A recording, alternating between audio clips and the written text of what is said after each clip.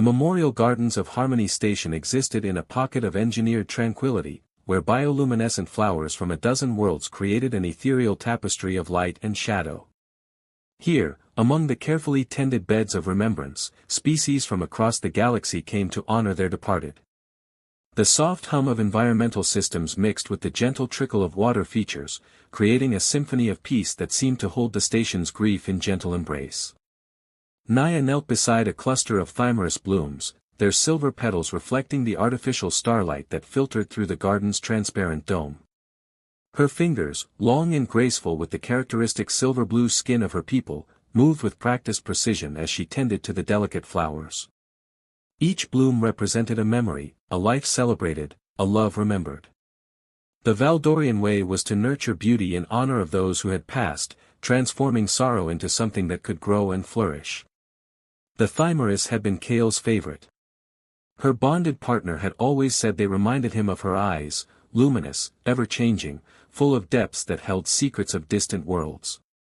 Now, 6 months after the transport accident that had claimed his life, Naya found herself drawn to this corner of the memorial garden every evening, seeking solace in the ritual of care that her culture valued above all else. Her people, the Valdorians, understood grief as a living thing that required tending like any other growing organism. They didn't rush mourning or try to contain it within artificial boundaries. Instead, they nurtured it, allowed it to transform naturally, trusting that sorrow would eventually bloom into something beautiful, acceptance, wisdom, renewed appreciation for life. But tonight, as Naya touched the soft petals that reminded her so painfully of happier times, she wondered if her grief had grown too wild, too overwhelming for even Valdorian patience. The soft whisper of footsteps on the garden's bioluminescent pathways made her look up. A human male approached hesitantly, clearly uncertain whether he was intruding. Naya recognized him vaguely, one of the cultural researchers who had arrived on the station several weeks ago as part of an ongoing study of interspecies customs and traditions. He was tall by human standards, with warm brown skin and kind eyes that seemed to hold their own measure of understanding. "I'm sorry," he said softly, his voice carrying the slight accent that marked him as coming from one of Earth's southern continents. "I didn't realize anyone was here. I can leave if you prefer solitude." Naya studied him for a moment, noting the genuine concern in his expression. Most species gave the bereaved wide berth, respecting the privacy of grief. But something in his manner suggested he understood the weight of loss personally. "You may stay," she said, her voice carrying the melodic quality common to her people. "The gardens belong to all who need them." He moved closer but maintained a respectful distance, settling onto one of the carved stone benches that dotted the pathways. "I'm Marcus," he offered quietly. "Marcus Rivera. I've been studying the memorial customs of different species represented on the station." "Naya," she replied, turning back to her flowers but remaining aware of his presence. "And you are here to study us like specimens?"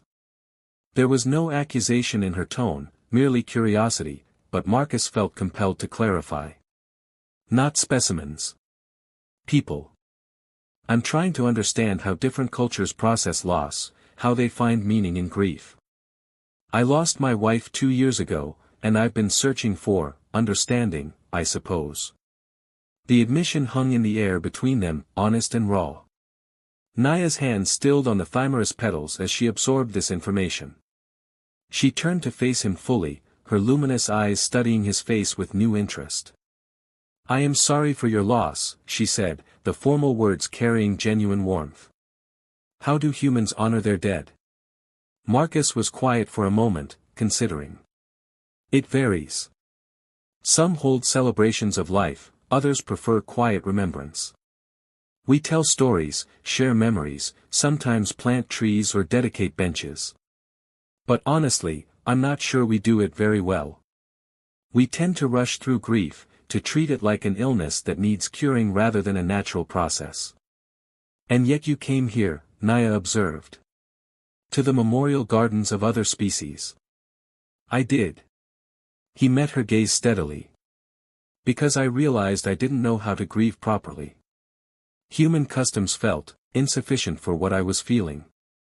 This honesty touched something in Naya's chest, a recognition of shared experience that transcended species boundaries. She found herself moving closer to the bench where he sat, drawn by an unexpected sense of kinship.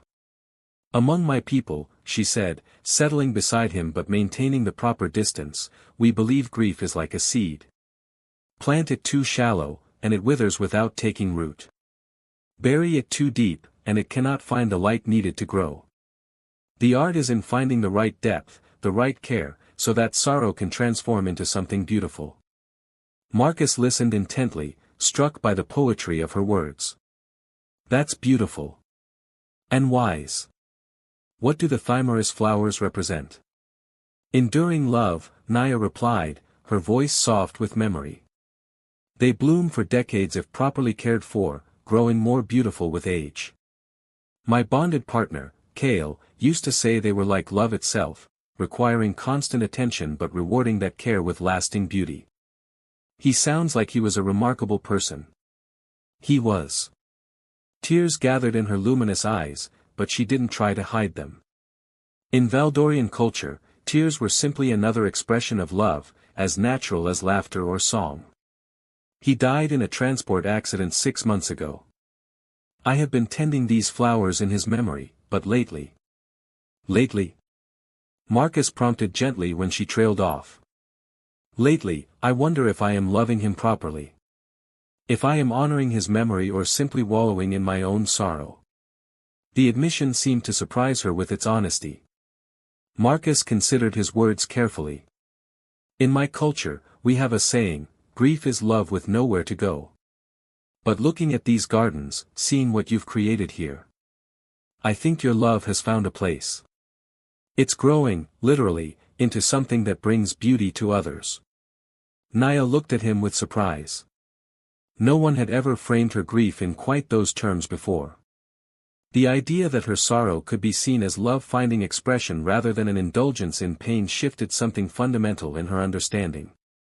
"You speak wisdom for someone not of my people," she said, a small smile touching her lips for the first time in months.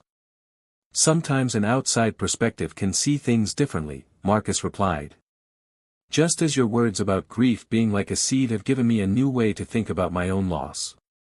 They sat in comfortable silence for a while, surrounded by the gentle glow of memorial flowers from dozens of worlds.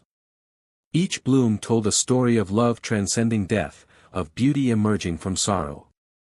In that moment, two beings from different worlds found an unexpected connection in their shared understanding of loss. As the station's artificial night cycle deepened around them, Naya felt something she hadn't experienced in months, a lessening of the weight that had pressed upon her chest since Kale's death. It wasn't the absence of grief, but rather the presence of understanding, of being truly seen in her sorrow by someone who knew its depths. "Thank you," she said quietly as Marcus prepared to leave. "For seeing beauty in my sadness rather than something to be fixed." "Thank you," he replied, "for showing me that grief can be an act of creation rather than destruction." As he walked away, Naya turned back to her thymerus flowers, but now she saw them differently. They were not just monuments to loss, but celebrations of love that refused to be diminished by death. And perhaps, just perhaps, they were also the beginning of something new, a friendship forged in the Garden of Sorrow, where two hearts had recognized their kinship across the vast distances that separated their worlds. The days following their first encounter in the Memorial Gardens brought an unexpected rhythm to both Naya and Marcus's lives aboard Harmony Station. What began as a chance meeting had evolved into something neither had anticipated, a friendship that seemed to transcend the boundaries of species and culture with surprising ease. Marcus found himself drawn to the gardens each evening, initially telling himself it was for his research. The Valdorian approach to memorial practices was fascinating from an anthropological perspective, rich with symbolism and ritual that spoke to universal human experiences of loss and remembrance. But if he was honest with himself, his growing interest had less to do with academic curiosity and more to do with the graceful being who tended the thymerus blooms with such devoted care. Naya, for her part, discovered that she anticipated these evening conversations more than she cared to admit. Marcus brought perspectives that challenged her understanding of grief and healing in ways that felt constructive rather than threatening. His questions weren't intrusive but genuinely curious, seeking to understand rather than to judge or fix. "Tell me about the ritual of first planting," Marcus said one evening as he settled onto what had become his usual bench beside the memorial bed. He carried a small recording device, a concession to his official research, but Naya had grown comfortable with its presence. "It is performed within the first lunar cycle after death," Naya explained, her fingers gently training a young thymerus vine around a crystalline support structure. "The closest family members gather to plant the first seeds or saplings. We believe that as the plants take root, so does the spirit of the departed find peace in whatever realm awaits beyond this life." "And the ongoing care? The daily tending?" Naya paused in her work, considering how to explain something so fundamental to her people's worldview. "We believe that love doesn't end with death, it transforms.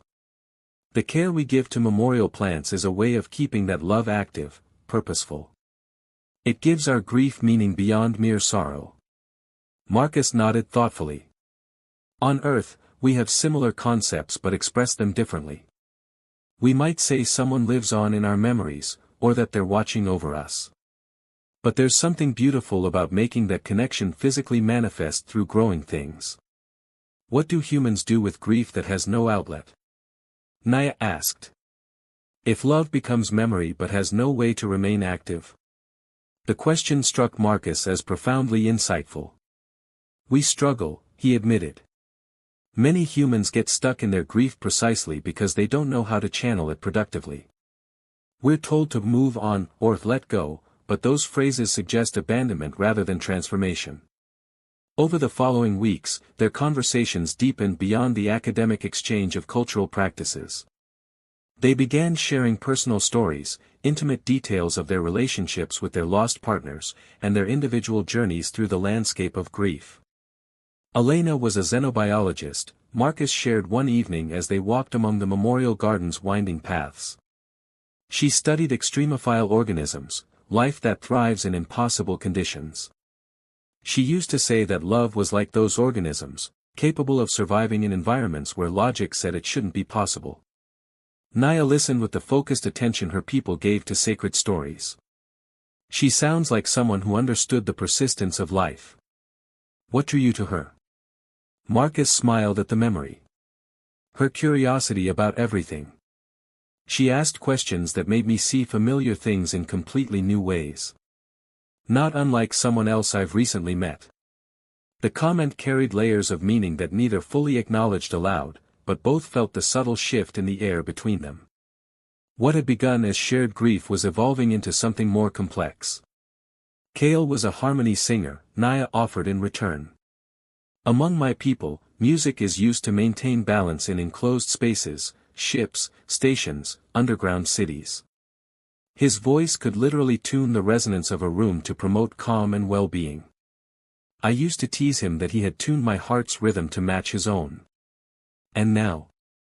Now my heart beats to its own rhythm again. It feels strange, like learning to walk after a long illness." She paused, then added quietly, "But perhaps not unpleasant. Different, but not wrong." Marcus understood the significance of this admission. In their conversations about Valdorian culture, Naya had explained that heart bonding was considered a permanent state, one that traditionally lasted until death and beyond. For her to acknowledge that her heart was finding its own rhythm again represented a major step in her healing process. As the station's cycles continued, they began exploring areas beyond the memorial gardens. Marcus showed Naya the cultural archives where he conducted his research, massive databases containing the collected customs and traditions of hundreds of species. Naya introduced him to the hydroponic laboratories where she worked, vast chambers where plants from across the galaxy grew in carefully controlled environments.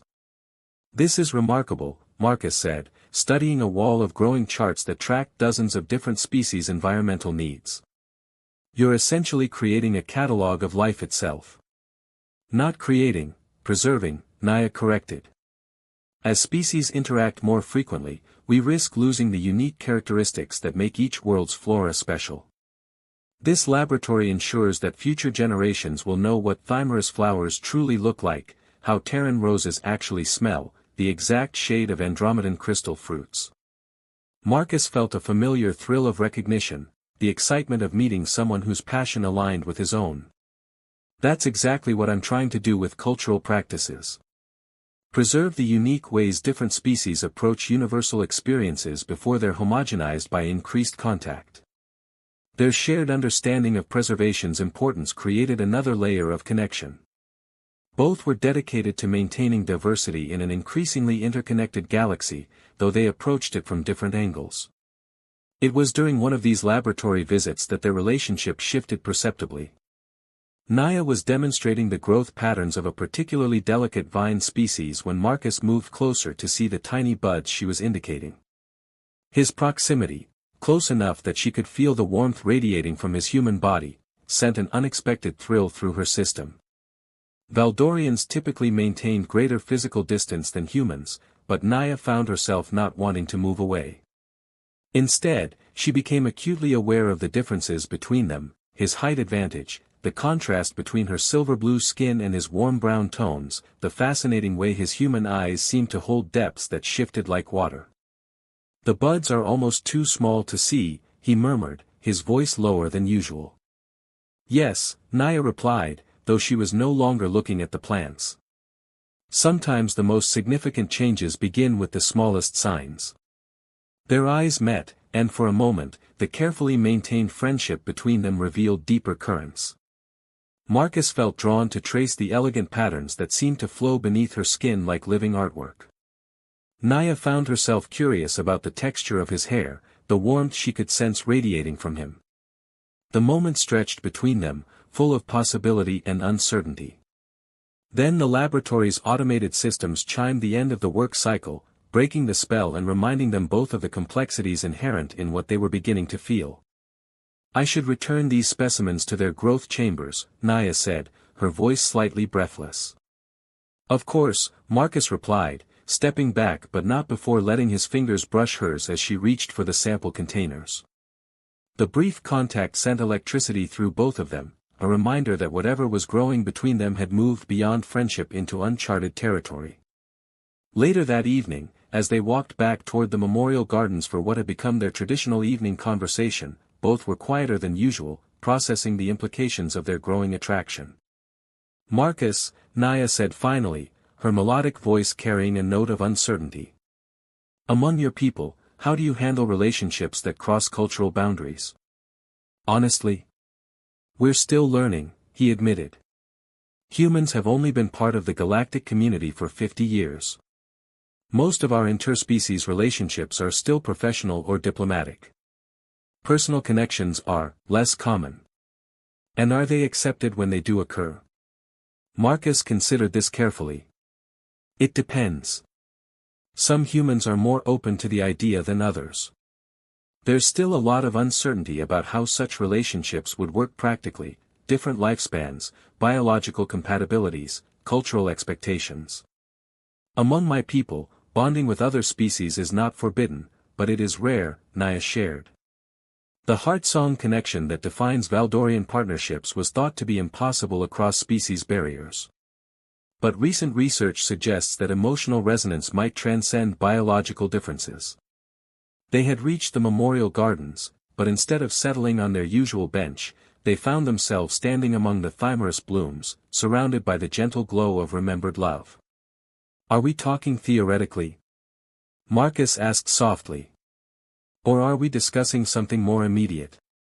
Naya met his gaze directly, her luminous eyes reflecting the garden's soft light. "I believe we both know the answer to that." The admission hung between them like a bridge waiting to be crossed. Both understood that whatever happened next would change the nature of their relationship irreversibly. They were standing at the threshold between friendship and something deeper, more complex, and infinitely more meaningful. "I care about you, Naya," Marcus said quietly. "More than I expected to care about anyone again. And I find myself drawn to you in ways that surprise me," she replied. "Ways that feel both natural and completely unprecedented."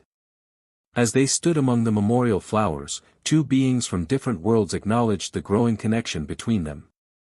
It was a moment of vulnerability and possibility, the recognition that healing from loss sometimes opens the heart to unexpected new forms of love. The station's artificial night deepened around them, but neither felt ready to leave the garden where their friendship had been born and where, perhaps, something deeper was beginning to bloom. The Festival of Stars came to Harmony Station like a wave of light and sound, transforming the usually subdued corridors into a carnival of interspecies celebration. Once every galactic year, representatives from across the known worlds gathered to honor the cosmic forces that had brought their civilizations together. It was a time of cultural exchange, diplomatic goodwill, and, most importantly, the setting aside of differences in favor of shared joy. Naya had been preparing for weeks, though she wasn't entirely sure why. In the months since Kale's death, she had avoided large gatherings, finding the energy of crowds overwhelming in her grief. But this year felt different. This year, she had a reason to participate beyond mere obligation. The reason, she admitted to herself as she selected a traditional Valdorian celebration gown from her wardrobe, had everything to do with Marcus Rivera. Their relationship had evolved into something neither had expected, a connection that transcended the boundaries of species while honoring the depth of their shared experiences with loss. Over the past month, since acknowledging their feelings in the Memorial Gardens, they had carefully navigated the complex terrain of interspecies attraction with a mixture of wonder and trepidation. The gown she chose was a deep azure that complemented her silver-blue skin, its flowing fabric embedded with fiber-optic threads that would respond to music and movement, creating patterns of light that shifted with her emotions. It was a garment meant for celebration, for dancing, for being seen and admired. She hadn't worn anything like it since before Kale's death. As she adjusted the gown's ceremonial clasps, Naya caught sight of herself in the mirror and paused. The woman looking back at her was someone she barely recognized, not the grief-stricken widow who had spent months tending memorial flowers, but a being whose luminous eyes held anticipation rather than sorrow. The realization was both thrilling and slightly terrifying. Marcus, meanwhile, was having his own moment of reckoning as he prepared for the festival. The formal attire he'd brought from Earth seemed suddenly inadequate for an event that celebrated the diversity of galactic civilization. His simple black dress uniform, while elegant by human standards, felt almost austere compared to the vibrant traditional garments he'd observed other species wearing in preparation for the festivities. More troubling was the growing awareness that tonight would mark their first public appearance together as, what exactly? They had been careful to keep their developing relationship private, meeting in the Memorial Gardens or Naya's laboratory after hours. But the Festival of Stars was a community event, and attending together would inevitably draw attention and speculation. The festival's opening ceremony took place in the station's central plaza, a vast space normally used for diplomatic gatherings but now transformed into a spectacular venue. Floating platforms displayed the flags and symbols of dozens of worlds, while holographic displays showed real-time images of stellar phenomena from across the galaxy. The air itself seemed to shimmer with excitement as beings from countless species mingled in a celebration of cosmic unity. Marcus arrived early, his anthropologist's instincts drawn to observe the various cultural displays before the formal proceedings began. He was studying a particularly intricate Andromedan light sculpture when a familiar melodic voice spoke behind him. "You look uncomfortable," Naya observed, her tone carrying gentle amusement. "Are human festivals very different from this?" Marcus turned and felt his breath catch. Naya was radiant in her ceremonial gown, the fiber-optic threads already beginning to respond to the ambient music with subtle patterns of light. She looked like a living constellation, beautiful and alien and utterly captivating. "Very different," he managed, finding his voice. "Human celebrations tend to be more contained. Less cosmic in scope."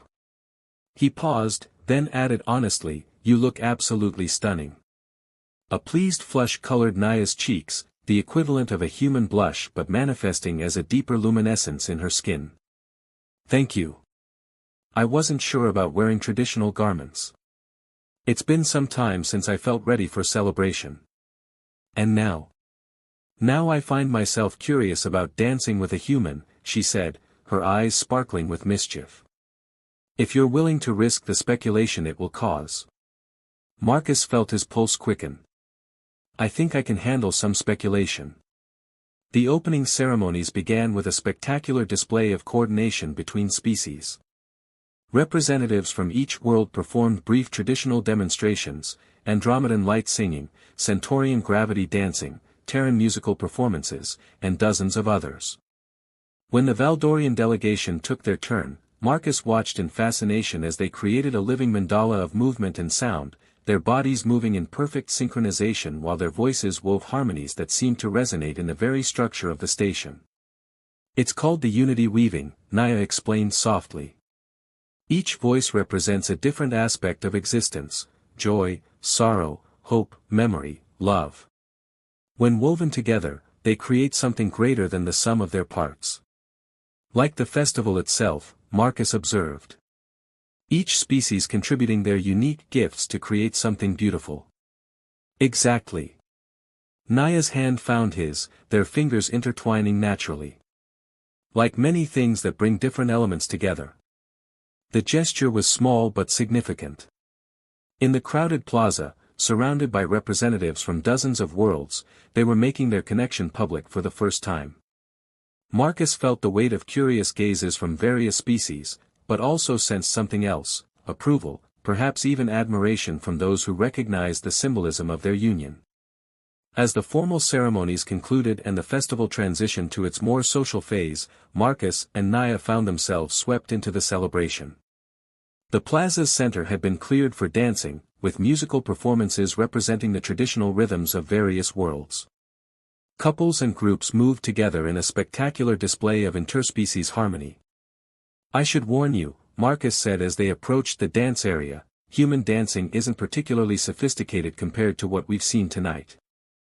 "I should warn you," Naya replied with a smile, "that Valdorian ceremonial dancing is performed with empathic connection. I'll be able to sense your emotions directly." The admission gave Marcus pause. Valdorian empathic abilities were well documented but rarely experienced by other species. The idea that Naya would be able to feel his emotions as they danced was both intimate and slightly intimidating. "Is that a problem?" Naya asked, sensing his hesitation. "No," Marcus said, surprising himself with his certainty. "I think I'd like you to know exactly what I'm feeling." They moved together onto the dance floor as a new piece began, a fusion composition that blended Valdorian harmonic structures with rhythms from several other worlds. The music seemed designed to accommodate multiple species' movement patterns, creating space for both individual expression and paired dancing. As they began to move together, Marcus felt the subtle shift that indicated Naya's empathic connection had engaged. It was like having his emotional state reflected back to him, but filtered through her understanding and acceptance. Instead of feeling exposed, he felt seen, truly seen, in a way that was both new and deeply comforting. The dance became a conversation without words. Through movement and shared emotion, they communicated things that had been difficult to express in their careful verbal exchanges. Marcus's wonder at her grace, her appreciation for his strength, their mutual amazement at the connection they had discovered, all of it flowed between them in a current of understanding that transcended language. Other dancers began to notice them, not with intrusive curiosity but with the kind of appreciation reserved for something beautiful and rare. They were witnessing something unprecedented, a human and Valdorian moving together in perfect harmony, their different movement styles creating a unique form of artistic expression. "This is remarkable," Naya said softly, her voice carrying over the music. "I can feel how you see me, how you experience our connection. It's unlike anything I've shared before." "What do you feel?" Marcus asked, genuinely curious about her empathic experience. "Wonder," she replied immediately. "Appreciation for difference rather than despite it. And something else, a kind of protective tenderness that's very human." Kale's emotions were more like mine, harmonious but predictable. Yours are more complex, more layered. As the dance continued, they became lost in their own world of shared sensation and emotion. The festival continued around them, but they were focused entirely on each other, on the miracle of connection across the vast differences that separated their species. It was during a particularly intimate moment, when the music had softened and their movements had brought them close together, that Marcus became aware of a commotion at the edge of the dance floor. A group of beings, both human and Valdorian, had gathered, their body language suggesting heated discussion. "Is everything all right?" Naya asked, following his gaze. Before Marcus could respond, a familiar figure approached them. It was Dr. Vexera, the senior Valdorian diplomat aboard the station, her expression carefully neutral but her posture suggesting official business. "Naya," she said formally, "I need to speak with you privately." The interruption felt jarring after the intimacy of their dance. Marcus stepped back, allowing space for what was clearly going to be a cultural or diplomatic conversation. "Is there a problem?" Naya asked, though her tone suggested she already suspected the answer. "There are concerns," Dr. Vexera said carefully, "about the visibility of your relationship with the human researcher. Some feel it may send the wrong message about Valdorian mourning customs." The criticism stung, particularly because it came at a moment when Naya had been feeling most hopeful about her future. She felt Marcus tense beside her, his protective instincts engaging despite the diplomatic delicacy of the situation. "With respect, Dr. Vexera," Naya replied, her voice carrying the controlled harmony that indicated strong emotion in her people, "my mourning period was completed according to our customs. My choices now are my own." Of course, the diplomat agreed. But perception matters, especially during an event like this where we represent our people to the broader galactic community. Marcus felt his jaw clench. He understood the diplomatic concerns, but the implication that their relationship was somehow inappropriate or damaging to Valdorian reputation rankled deeply. "Perhaps," he said carefully, "the question isn't whether our relationship meets traditional expectations, but whether it represents the kind of bridge building the Festival of Stars is meant to celebrate." Dr. Vexera's expression remained neutral, but Marcus caught the slight narrowing of her eyes that suggested his comment had been noted. "An interesting perspective, Mr. Rivera. Though I wonder if you've considered the complexities such bridge building might create for both your people and ours." The conversation was interrupted by an unexpected voice, another Valdorian, this one younger and dressed in the robes of a harmony singer. "Forgive the interruption," the newcomer said, "but I couldn't help but notice the discussion.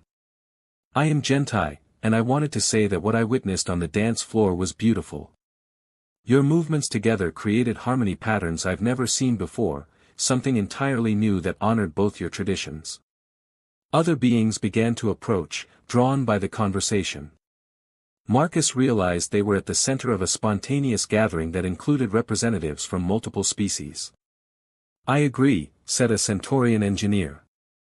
"Your dancing demonstrated exactly what this festival celebrates, unity through diversity." As an Andromedan observer, added another voice, "I found your partnership to be an excellent example of successful interspecies cooperation." The gathering crowd included humans as well, and Marcus was surprised to hear one of his own species speak up in support. "Where I come from on Earth," said a woman in Earth Defense Force uniform, "we have a saying, love is love. If two people can find happiness together, the rest is just details." Dr. Vexera found herself in the awkward position of having raised concerns that were being publicly countered by a diverse group of festival attendees. The diplomatic implications were complex. While she had legitimate concerns about cultural representation, she also couldn't ignore the positive response their relationship was generating among other species. "I think," said Naya quietly, her voice carrying clearly in the sudden stillness, "that perhaps it's time we trusted in the wisdom of the heart song, even when it sings in languages we haven't heard before." The phrase carried deep meaning in Valdorian culture. The heart song was considered the truest guide to right action, transcending mere social convention. By invoking it, Naya was claiming spiritual authority for her choices. Marcus felt a surge of admiration for her courage. In front of representatives from dozens of worlds, including her own people, she was choosing to stand by their relationship rather than bow to traditional expectations.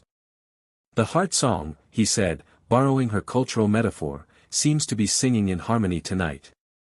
The crowd around them erupted in applause, a universal gesture of approval that transcended species boundaries.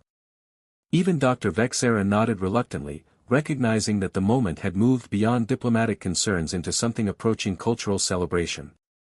As the immediate crisis passed and the festival continued around them, Marcus and Naya found themselves back in each other's arms, dancing to music that seemed to pulse with the rhythm of their shared heartbeats. "That was brave," Marcus murmured as they moved together. "That was necessary," Naya replied. "Some bridges can only be built by those willing to stand on them." The rest of the festival passed in a blur of celebration, but Marcus and Naya remained focused on each other. They had crossed a threshold together, from private connection to public partnership, from careful friendship to acknowledged love. The festival had become the setting for their emergence as a couple, witnessed and celebrated by beings from across the galaxy. As the evening wound down and the plaza began to empty, they found themselves once again in the memorial gardens, but now everything had changed. The flowers that had been silent witnesses to their grief had become witnesses to their joy. "So," Marcus said, settling beside her on their familiar bench, "where do we go from here?" "Forward," Naya replied simply. "Together. Into whatever comes next." Above them, the station's transparent dome revealed the cosmic display that had inspired the festival's name, countless stars scattered across the void, each one different but all part of a greater pattern. Like the beings who had gathered to celebrate beneath them, like the love that had bloomed between a human and a Valdorian in the Garden of Remembrance, they were all part of something larger than themselves. The Festival of Stars had given them a gift, not just the celebration of their connection, but the courage to claim it publicly. They were no longer two individuals carefully exploring attraction, they were partners, ready to face whatever challenges and joys lay ahead in their shared journey across the void between worlds. Complete story summary. Hearts Across the Void tells the story of Naya, a Valdorian botanist, and Marcus, a human anthropologist, who meet in the memorial gardens of Harmony Station while both are processing grief from losing their partners. Their friendship develops through shared conversations about loss and healing, evolving into love as they discover how their different cultural perspectives on grief complement each other. The story culminates at the Festival of Stars, where they make their relationship public despite initial diplomatic concerns. Their dance together becomes a symbol of successful interspecies harmony, and they receive support from beings across the galaxy who see their union as representing the festival's ideals of unity through diversity. The narrative explores themes of healing from loss and finding love again, cultural exchange and understanding, the courage to pursue love across species boundaries, community acceptance and celebration of diversity, the transformation of grief into something beautiful. The story concludes with Naya and Marcus as an established couple, having successfully navigated the transition from private connection to public partnership, ready to build a future together that honors both their cultures while creating something entirely new.